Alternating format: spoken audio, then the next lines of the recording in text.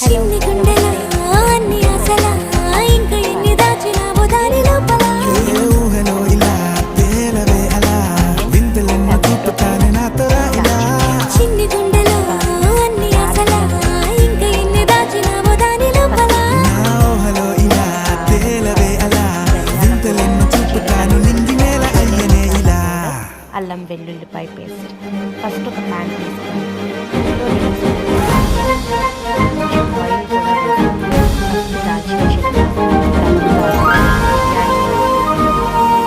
Star వేసి మంచిగా fry చేసుకోవాలి. మంచిగా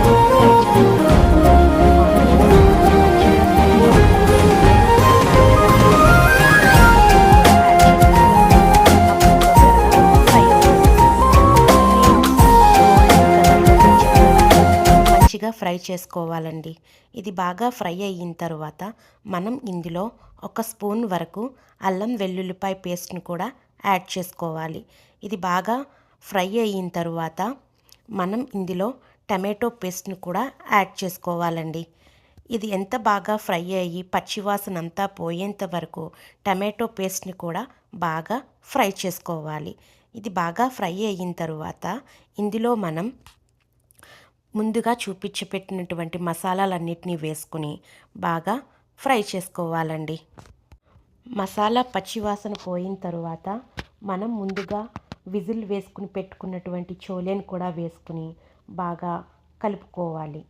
మసాలా అంతా బాగా పట్టేంత వరకు బాగా మిక్స్ చేసుకోవాలండి. తర్వాత కొంచెం చోలే ఉడకబెట్టిన వాటర్ని వేసేసుకుని కొంచెం చోలేని మంచిగా స్మాష్ చేసుకుంటే చాలా బాగుంటుంది. తగినంత వాటర్ వేసుకుని ఒక 5 to 10 మినిట్స్ కుక్ చేసుకోవాలి. ఈ చోలే భటోరే పూరీల్లోకి, దోశల్లోకి, రైస్లోకి కూడా చాలా బాగుంటుందండి. ఒకసారి మీరు కూడా ట్రై చేయండి. ఎలా వచ్చిందో మీరు కూడా ట్రై చేసి ఎలా వచ్చిందో కామెంట్ చేయండి. కర్రీ దించేసే ముందు కొంచెం కసూరి మేతి, కొత్తిమీర వేసుకుని దించేసుకోవడమేనండి. Thank you for watching. Always keep smiling.